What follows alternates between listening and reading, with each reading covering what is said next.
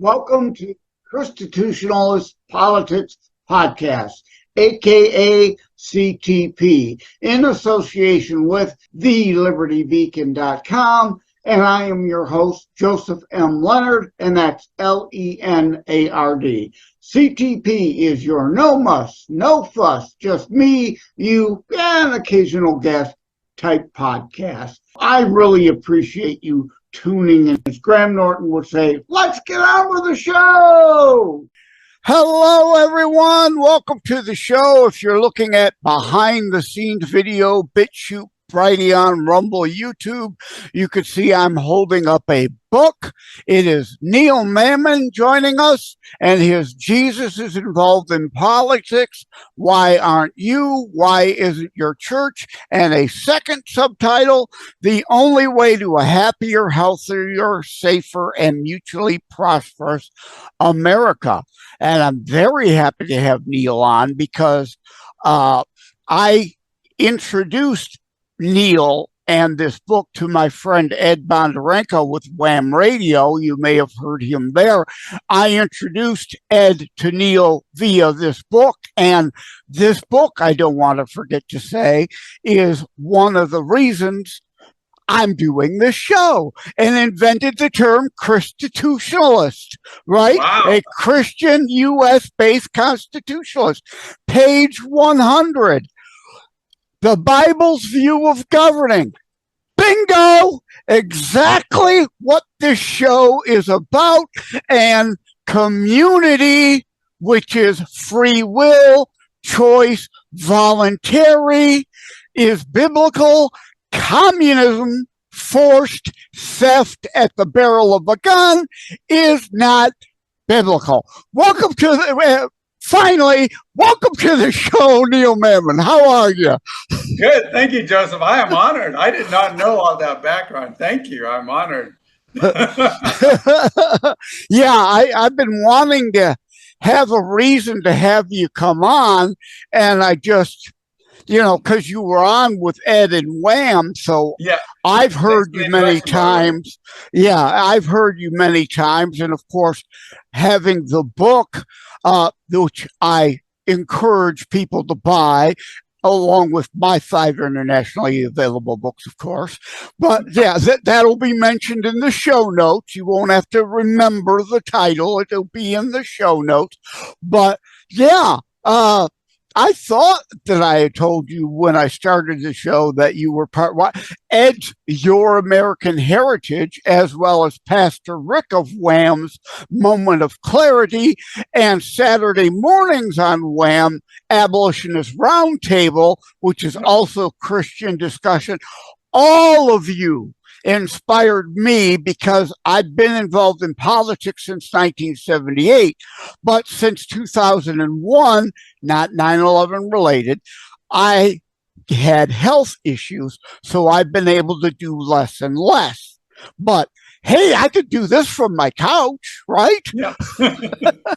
So again, yes, thank you so much. It's a great honor for me to have you on the show. Again, you helped inspire. But anyway, now that we're 5 minutes in, let's actually get to talking to Neil Mammen. First, let's start with the usual proverbial first question. Cue the Who song. Who are you? Who, right? Give us all that 411. Born, raised, where you are now, la. Yeah, absolutely. So I was born at a very young age in Ghana, in Africa. And my father was, at that time, he was an atheist and a communist. He became a Christian when I was about 5, but he was a professor in physics, traveling around Africa, different universities. So I was born in Ghana, grew up in Jamaica, Ethiopia, Sudan, and then in the Middle East and Yemen. So had a lot of, my family actually my ancestry is actually from Indian Christians. So St. Thomas went to India in 51 AD, converted a bunch of pagans there to Christianity, and that's the Mar Thoma Church. So we date our heritage back to that. But at my father's generation, there was a whole bunch of communists and atheists because that was the rage at the time. But he became a Christian when I was about 5, as I mentioned. And so I grew up in a Christian home, effectively, but very socialistically minded, because India tends to be a very socialistic nation. They think government is responsible for all these different things. And so when I came to the States, to do my degree in electrical engineering and computer science. Well, actually, it was just electrical engineering at the time. So I got a degree in electrical engineering, computer engineering, solid state physics, and then went to Silicon Valley to work. And while I was there, I tended to be very socialistic until I lost a bunch of debates, because I love debating, and I lost a bunch of debates with my conservative friends. And finally I realized, well, the reason I was losing the debates because my facts were wrong. Yeah, your delusional socialist communist thoughts of pipe dream delusions couldn't hold up to reality. Exactly, yeah. I mean, the reality was like, hey, well, look at this. Have you seen it work? Have you seen this work?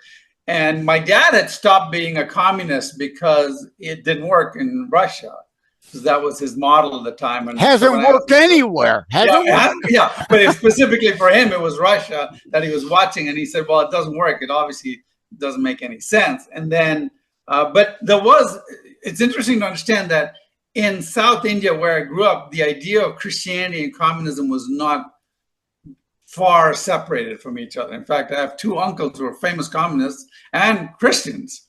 But if you think about it, communism is completely unbiblical. What they had done is they had taken the concept of that we should take care of the poor and applied it to the government should take care of the poor forcibly by taking money. Yeah, so that is not a proper application of render unto Caesar. Completely bastardized the Bible. Like I said, it's also not a proper application of when the first Christians got together. They were living in a communal system, but it rapidly stopped working. The Bradford colony. Yeah, the Bradford colony. I talk about it all the time. And the reason why communism fails is the same reason why Jesus said the poor will always be among you. It wasn't an economic statement. It was a human nature statement. Yeah. If you allow people to be lazy, they'll be lazy. They'll be lazy, exactly. And so what basically, but the problem, as I say in my book, is government charity is nothing more than me sending the IRS to your house and forcing you to donate to my favorite charity. Because why is that charity that the government picked the right charity? Why isn't it one of the millions of other ones, right? That I'm more successful. More than that, government charity doesn't work because the government spends 6 times more. So in other words, if you give $1 to the government, you're lucky if 15 cents gets to the poor person. Everything else goes to pensions, salaries, buildings, programs, training programs, lobbyists, all that stuff. And only 15 cents gets to the poor person. On the other hand, it also doesn't work because the government gauges itself by, so in other words, if I have 10 people on my government program today and I have 20 people next year, I'm successful. Yeah, that's to a real charity, that's failure. Exactly. You want less dependency, not more. Now, first, though, I got to go back because my audience knows I cannot avoid the bad puns. But this would be kind of in poor taste, so I'm just going to put the thought out there and let you come up with it yourself. Being from Ghana, good thing that you don't have. Okay, let's just leave it at that. But anyway, exactly. And I think you've kind of, which is not to say, and I have vetted charities, terrorstrikes.info, my primary book, yes, on terrorism, but not only about terrorism, not about death, but life and living. And not all charities are equal. Some are ripoff. Look at the Clinton Foundation. Yeah, absolutely. They raised billions for Haiti, 10 million went to their friends in Haiti. They kept the rest, right? So absolutely. Not all charity is created equal, to be honest and fair. But for the most part, most charities are indeed valid really out to be our brother's keeper and take care of the widows and orphans through our personal commandment. We are to want to take care of the unable versus the unwilling. That's in the Bible, unable versus unwilling. Take care of the unable through our free will and choice. We are to want to, not be forced to. Now, I think you've kind of already answered this, but yeah. But let me mention this before you go to that point. The reason why charities are mostly good or useful is precisely because if they're not good, you can stop giving to them. And that's why it's called the free market, it's competition. So in other words, if I'm giving to a charity and I go, man, like when people were giving money, billions of dollars to BLM. Well, BLM went out and bought a whole bunch of homes for themselves and nothing actually helped Black people. So people stopped giving to BLM. And now BLM is, they only have the homes that they bought, but nothing else. And that's exactly why charity works. But you try that with the government, you go to the IRS and says, I don't want to give you any money because you're not doing a good job of taking care of the poor. Well, the IRS will say, don't worry, we will now take care of you in jail. And now they will feed you and provide you with a place to live. And the other point of charity is why the fasciocrats, I call them. There are literally 28 planks of the NSDAP platform in today's DNC platform. Sure, much more nice, loving, flowery language, but they're there. They're the fasciocrats. They want top-down dictatorial control from DC. That's the other thing about charity. They are local. They know the difference between the unwilling and the unable.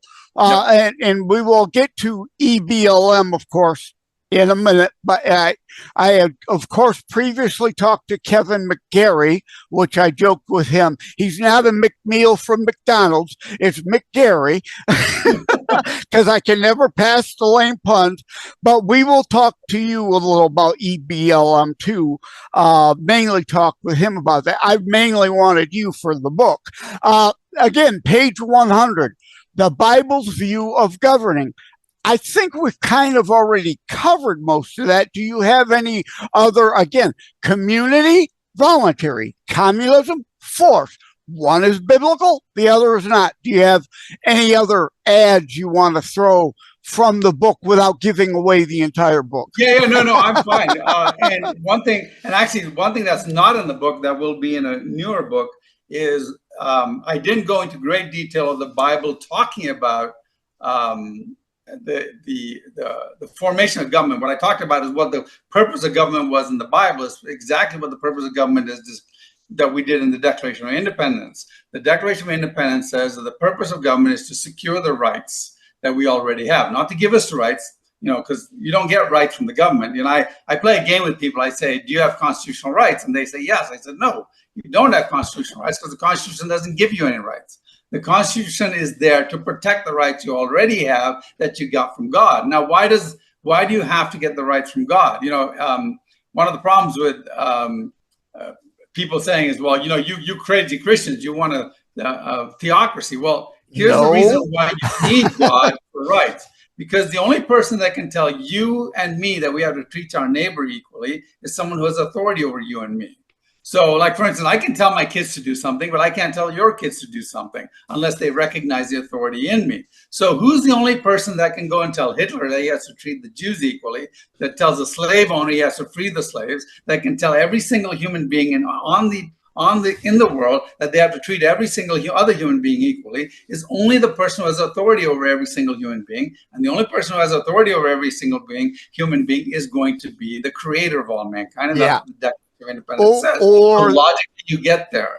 And that's why it says it's self-evident. Yes, because you go there logically. Endowed by our creator. Come on, man, you know the thing. Right. Now, here's the second part of that. People keep saying, well, you're just a Christian nationalist. You want a theocratic society. I'm like, hang on. First of all, I don't know what you mean by Christian nationalist. I'm a Christian patriot. But here's what you need to understand. You realize that we believe that God has made all men created all men equal. But you know what? If you take the Christian out of that patriot part of it, and you look at Muslim patriot, the Muslim Quran their God does not give everybody equal rights. If you look at the Hindu, if you say you're a Hindu patriot, the Hindus, their Bhagavad Gita does not give you. In fact, the Hindus have a caste system where some people are untouchable and some people are Brahmins and they are right at the top, right? So the Hindu God doesn't give you unalienable right. If you look at Buddhism, Buddhism is essentially atheistic. So there is no God to give you any unalienable rights. If you're an atheist, there is no God to give you unalienable rights. Folks, if you look throughout the history of religion, there's only one religion, one God, one religious belief that says all men are created equal, and that's Christianity. You take Christianity or you take the Bible out of your belief system and you don't have rights. Is that what you want? Do you really want to take the Bible out of your nationalism? Do you really want to take the Bible out of your patriotism? You're going to get a communist China. You're going to get the Soviet Union. You're going to get Islamic fundamentalist rule like in Iran. You're going to get the Taliban. You're going to get Fidel Castro. Is that what you really want? Now, I'm sure some of you want that, but that's not what you want. Well, three things now. You like the Queers for Palestine, who, if they went to Palestine, they would be stoned to death. I've been to Palestine. I grew up in the Middle East. I'm telling you, this is not a stance. Try saying that. Go do that Queers for Palestine march out in the public. Well, you know. No one's being stoned to death here. No Christian. We want to hate the sin, but love the sinner. Exactly. There you get stoned to death. Now, of course, there are bad Christians who don't know their Bible, and why this show is here. The whole Bible in full context. You can't be a Christian and be a communist or a socialist. You haven't read your Bible. Let's put it this way. You can't be a biblical Christian. I mean, you might be a Christian, but you can't be a biblical Christian. You may be saved. Christian in name only. Yeah. But you're not going to be biblical or theologically accurate. There's one more thing and I want to mention this about the government, and this is something that's going to come out in the new book, is that the very first time, and this is the very first time I ask people this, I say, when was the first time we see the concept of a republic? You know, because they say Donald Trump is the biggest danger to democracy that there ever was. I want to tell you he is. He is the biggest danger to democracy. Because we don't have a democracy. Right. We have a republic. And so when the Democrats are worried about is that he will return us to the republic that we were. So he is the biggest danger to the democracy of the United States, right? Because we don't want a democracy in the United States. In fact, the founding fathers were afraid of democracy. They called them mobocracies. And if you look at John Adams and Madison, they said, democracies never survive. They've always committed suicide by killing themselves. Right? And if you look throughout history, you'll see democracies always do. Why? Because the democracy is nothing more than 51% of the population voting to take the power and everything from the 49%. Two wolves and one sheep voting what's for dinner. What's for dinner. And as somebody says, Benjamin Franklin said, and a republic is a well-armed sheep. You could keep, And as Franklin said, a republic if you can keep it, which is why I use the hashtag roar. I'm not talking about Katy Perry's Helen Reddy, I Am Woman, Hear Me Roar tribute. I'm talking restore our American republic. But I mentioned, please feel free to borrow that, but just remember where you heard it first. But, I mentioned Wham earlier, another Pastor Sean Todd on Sundays at noon, and you could go to whamradio.com. There's a listen live and listen anywhere on the planet.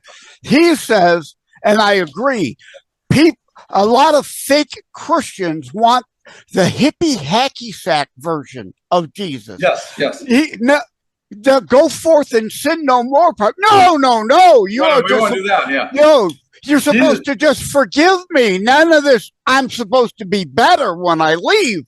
None of this overturning the tables. Oh, no, none of that tough love Jesus stuff. Yeah, well, here's the thing. People say, well, Jesus ate with sinners. Yes, but Jesus ate with sinners. they knew they were sinners, and B, he knew they were sinners, and C, he talked about them being sinners. I didn't condemn them. He just said, you are a sinner and you need to, here's how you go forth and sin no more. You know, and he clarified where he was. So he ate with sinners, but they knew they were sinners while they were in his presence. And that's unlike everybody else who's like, no, I'm going to justify every sin I want. Now, I want to get back to the Republic real quick, though. So the trick question I ask people, I go, where was the first idea of the Republic? Where did we get the first idea of the Republic? And most people go, oh, Greece or Rome or something like that. And I go, no. The very first time we hear about the Republic, first time it's written down in the history of the entire history of mankind, is in Exodus 18. Exodus 18 is the very first republic founded. In Exodus 18, Moses is told by his father-in-law, who is now a believer in God, how to create a republic. It says you assign 10 people to elect one representative, and those 10 elect one representative, those 50 elect one, and goes all the way up until the final one. And that is what our republic is based on. In fact, the founding fathers specifically based our republic, looked at all the other republics and realized that our republic was the best one. Why are all the other republics, why were they cast down? Because they had basic ideas, but in all the other republics, men were not free. You could take the Republic of Rome. Well, only if you were a Roman man of power did you have any vote in it. And so our republic is based more on the Jewish republic, where everybody was treated equal, everybody was created equal, and as long as you were part of that government, even if you were an alien that was able to vote, you were able to vote. So first of all, our republic comes from there. Secondly, the republic is representative government.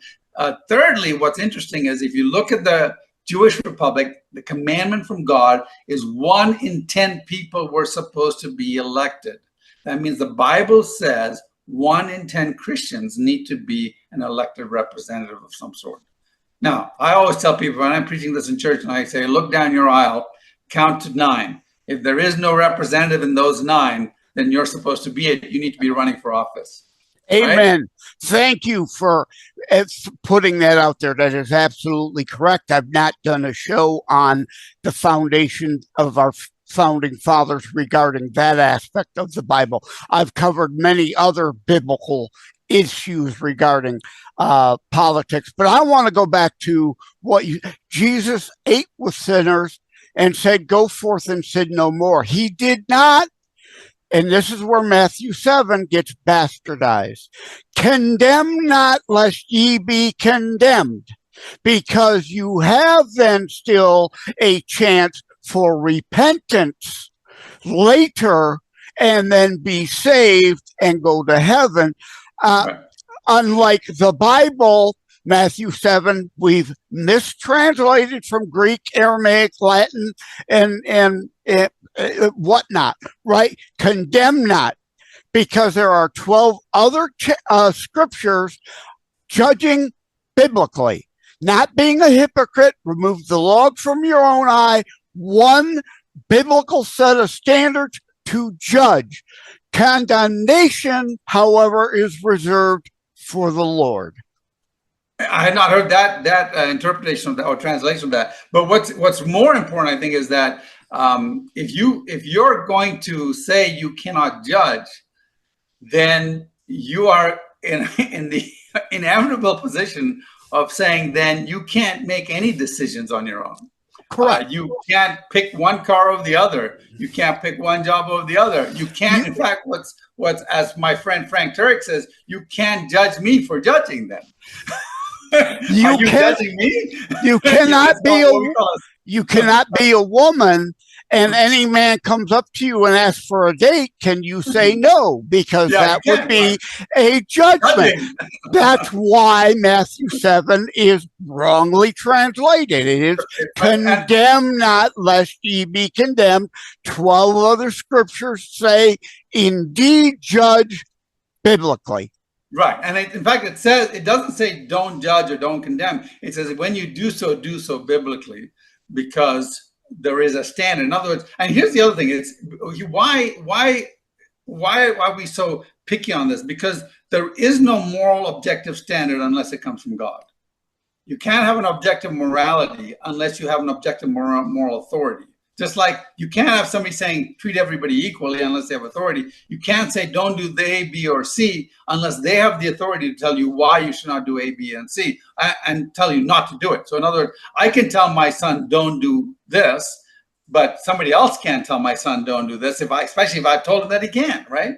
So unless that person has authority over me, right? And so authority is where it counts. And so you've got to have an objective moral lawgiver to have an objective moral law. Now, I'm glad you mentioned that, because I talk about Penn of Penn and Teller, a renowned atheist. He doesn't, however, he's not the normal atheist. He doesn't hate Christians and Christianity like atheists do and try to destroy Christianity, because atheism is its own religion. They are their own God. But Penn recognizes our Judeo-Christian foundations and has no problem with it. But he just insists, well, you don't steal my stuff, I can't steal your stuff. I can't murder you, you can't murder me, as just being a good person in society. Well, like it or not, he's still really getting that moral authority from God, whether he wants to admit it or not. Otherwise, how did you come to that? But let's give him grace again. But I pray for his soul, because I'm worried about his soul. But I idolize Penn. Well, idolize is the wrong word on a Christian show. You admire. Yeah, I admire him for at least having a realistic worldly stance. He refuses to acknowledge God, but he acknowledges moral authority. So let me give you. I was on Facebook a few years ago when they weren't censoring me. Now nobody ever sees my post. So I think before I post and 300 people would see my post. Now I post and maybe 5 people see my post. So I just stopped doing it. But back in the day when people were seeing my posts, I think their algorithm hadn't been perfected yet. A guy comes on and he says, "I don't need your stupid Bible to tell me that I should not kill or rape. I know that."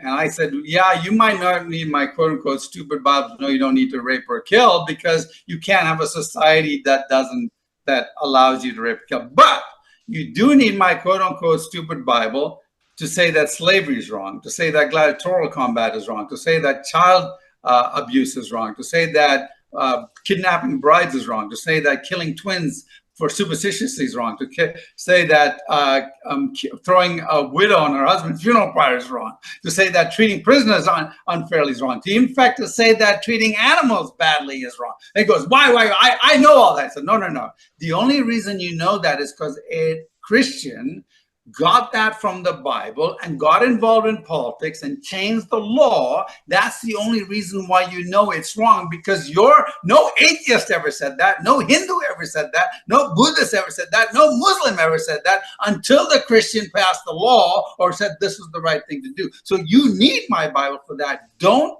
think that you don't. What you're doing is you're borrowing moral capital from us. You've taken God's moral capital and adopted it as yours, because if you had been born in a culture that thought slavery was okay, you would never have stopped to think slavery was bad. It was because a man named William Wilberforce and a pastor named John Newton and a man named Thomas Clarkson said, we have got to fight this. Because you see, before in the history of the world, every single society, every single culture, except for the Jews, except for the Israelis, I should say, thought that slavery was okay as long as they were not the slaves. Amen. The Bible really says it was wrong, because the Jews had that, the Israelis had that in the Torah, and you go, the Jews had slaves. No, they did not. They had indentured workers. Now you can go look that up, and I have a whole sermon on that one. But that would take slavery around in the Bible. That would be a whole other episode. And indeed, I agree, and why the GOP, the Republican, it's in the name, was founded based on our founders' Judeo-Christian ethos, and slavery is wrong, founded as the Abolitionist Party to end slavery. It all comes full circle. Well, my friend, I like to keep episodes to around 30 minutes. We're there now. We'll go longer, but I do want to... Go ahead. I have a new book out. Oh, good. It's called How to Stop Racism in America, a real solution for African American plight. I will have that in the show notes also. And although I got to tell you, I got to go on my rant. Unfortunately, and Kevin covered this in the discussion with him, racism, I hate the word. We've come to accept to use it, but we are one human race. We are subcultures and subclasses, not separate races. I have a whole chapter on that, and it says there is no race. There are no races. In fact, saying that there are races is racist. Yes, yeah. If that word means anything, it's kind of ironic because the word racist doesn't mean anything. What you really mean is you're ethnocentric, or you're discriminating based on something else. So racism really has no word. But since we're using that word, I have to use it. Right. That's like a bunch of other words too that we like. Democracy, when we are not a mobocracy, we are a constitutionally limited republic. But don't get that wrong though. The left wants a democracy. Yes, no question. They want mobocracy on their way to full fascism. Yes. But by the way, and I should throw this out there, there never in the history of mankind has there ever been a real fascist. Most fascists, almost every real fascist has been a socialist. Yeah. Well, Hitler himself. There's no fascists who are not socialists in the that we know of. Like, for instance, Hitler, National Socialist Party, Mussolini, the socialism, Saddam Hussein, Baath Party socialist, Idi Amin, if you remember him, he was a socialist. Franco fascism in Spain, You're right. And you can go all the way down to Caesar. Caesar was a socialist too, even though he was a Republic of Rome, but he was a socialist. Why? Because you can't get absolute power without promising the masses something. You can't get the masses to come to your aid and put you in power unless you promise them free stuff. In Caesar's case, bread and circuses. Yeah, right? two things. Oh, bread. I've got several episodes on bread and circus. Yeah. Two things. Hitler, you said Nazi, Socialist, Deutschland Arbeiter Party. It was actually in the name twice. Arbeiter Party, Workers' Party, Socialists. It's in the name twice. They became later known as fascists. They were. Goebbels coined the term Nazi Soci, which we then shortened to Nazis, but it's in the name. And I got into a lot of trouble. I've got a piece on thelibertybeacon.com about Whoopi Goldberg being right on something when she said Hitler and the Jew situation was not about race. And she was right, because we are all one race. It was religious bigotry, classism and culturalism. But of course, he killed a lot more than just Jewish people. I mean, and the reality is that whenever you abdicate objective moral laws, you have the freedom to do whatever you want. And so that's what Hitler was doing. They were coming up with their own laws. They thought that the state decides what was law. And I asked the question this way. I say, look, if there is no objective morality, why was Hitler wrong?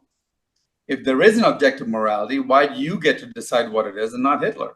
It's just a matter of opinion then. The right answer is none of us get to decide it. You have to have an objective moral authority. Yeah, well, you stated that succinctly and perfectly there. I'm glad we went down that road. Dinesh D'Souza, in a couple of his films, did really well on discussing the whole Margaret Sanger is where the Nazis got the eugenics from. Yeah.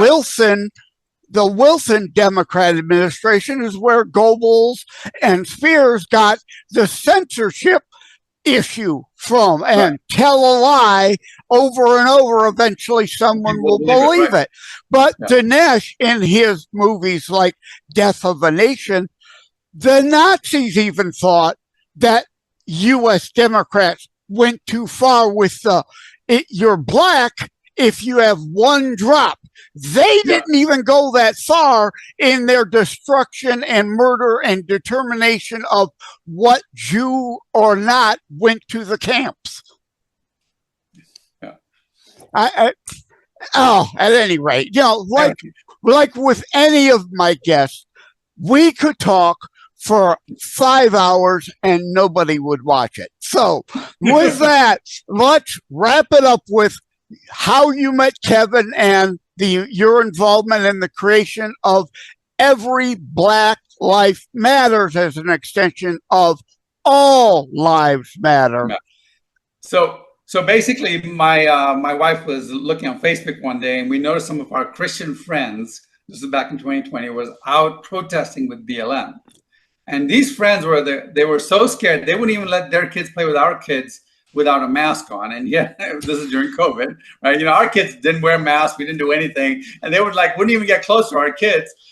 It wouldn't even touch the same soccer ball. And you're kicking it. But and yet they were out there protesting with BLM. She said, and they're Christians. And so she turns to me, she says, they don't realize that BLM is a Marxist demonic organization. Exactly. And so she turned to me and she said, there needs to be an alternative, a Christian alternative to BLM, because the only reason they're out there is they don't want people to think they're racist. Right? Bingo. And they want to make a fact that they're against racism. So it's an honorable thought. It is virtue signaling. It's virtue signaling. But we're all against racism. I mean, how many people are not against racism except for the few KKK members? Yeah, there's some. And that brings up the whole Charlottesville lie, because we're recording on September 11th, my friends. Right. All right. And the debate was last night. And of course, that Charlottesville lie keeps coming up over and over. Trump said at the Department of Transportation press conference, you can find the video for yourself. Brandon Strzok, a gay white man who was a Democrat, looked at that and said, they've lied to me. What else have they lied to? And is now a conservative Republican member of the gay club, the log cabin Republicans, because they don't represent you. They don't. They just lie. And this is all virtue signaling. I forgot where I was originally going to go with all this. The whole thing about, so BLM. Right. So she told me, she said, you should talk to Kevin McGarry, because he was a good friend of ours, and ask him to talk, because Kevin was president of the Frederick Douglass Foundation at the time, and ask him to have the Frederick Douglass Foundation start an arm that will help people express their desire that they're not racist. And I said, great idea. So I called Kevin up and I say, hey, you guys should do this, at least get a website up or something and help people out so they have an alternative. That's not Marxist and demonic. And he said, oh, great idea. So he goes back and he talks to the Frederick Douglass Foundation. And they say, Kevin, this is a great idea. And they knew me. Dean Nelson was the president at the time. Wonderful man of God. He's now with the Lord. But he says, well, you know what, Kevin, we're so busy right now. It's in the middle of the election season. We're really working hard. I think you and Neil should do it. So Kevin calls me up and he says, hey, Dean says that you and I need to do it. And I said, yeah, but I don't know if you've looked, Kevin, but I ain't black, in the famous words of Joe Biden. Yeah. He hadn't said that yet. But you like Elon are actually African American, but you're not black. So Kevin then said, well, no, wait a minute. In this video call right now, you're the only African American here. Uh-huh. Like, what? Because you were actually born in Africa. I've only visited Africa. You lived in Africa. Like Elon Musk and Charlize Theron, who is whiter than your whitest sheet of paper. Right. So that was the running joke. He says, not only are you African American, all your kids are African American too, because if you have even a drop of African American blood, you're African American. So that was the running joke. But so we started looking at, so what 2 things we had to do. One, what are we going to call it? And we knew we wanted a name similar to BLM. Because otherwise people don't even pay attention, right? Because they had a bunch of other really good organizations, but nobody ever associated with the BLM. So we said, okay, we've got to have Black Lives or something in there. So we looked at all Black Lives Matter and all that stuff. And the website, the URL that was available was Every Black Life Matters. So we got that one. We decided on that name. And because the other one was Black Lives Matter too, but all Black Lives Matter, right? So we ended up with that. But then we said, okay, what are our principles? And I said, well, let's open up BLM's website. And at that time, they still had all these principles. And we looked at their website and we said, well, hey, you know what? Every one of the things that they're complaining that they are standing for is exactly why there is Black plight, why the Black people are suffering. No fatherhood. They're against fatherhood. They're against marriage. They're pro-gay, pro-homosexual, all that stuff. Everything that breaks down the family unit, and they're against school choice, and they're against all these things, and they're pro-abortion. I said we should just take our stances should be the diametric opposite of theirs, and we'd be good. Take their site, a picture, and put a red pen through every line, which right? is pretty much what we did.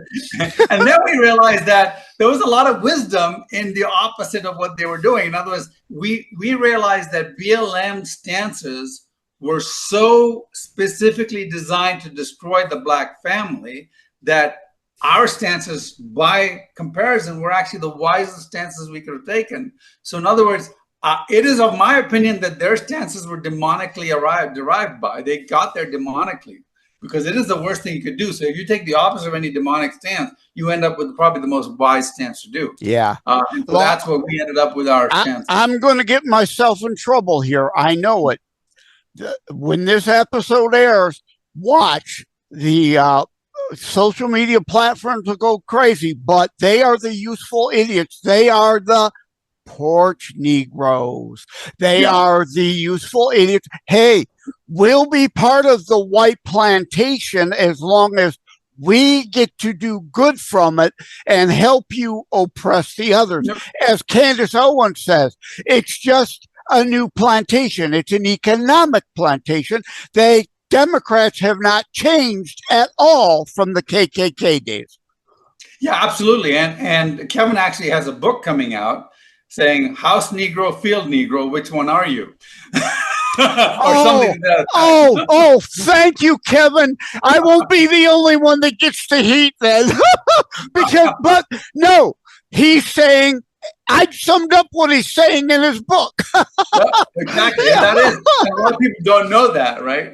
Right. Yeah, but again, people don't know any of our history, let alone the world history, which is why I talk the Bradford Communist Mayflower Compact that failed long before Marx came along on our own continent.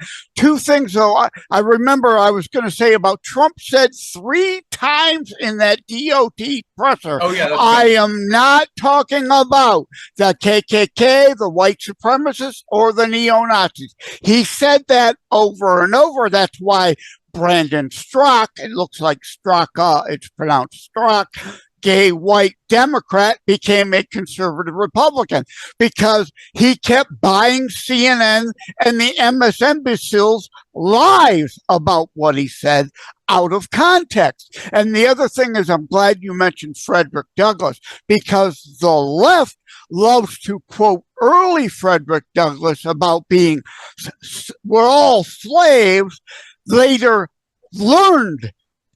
educated himself on the Constitution and why the 3/5 clause was really there, and denounced that writing of his and became a Republican.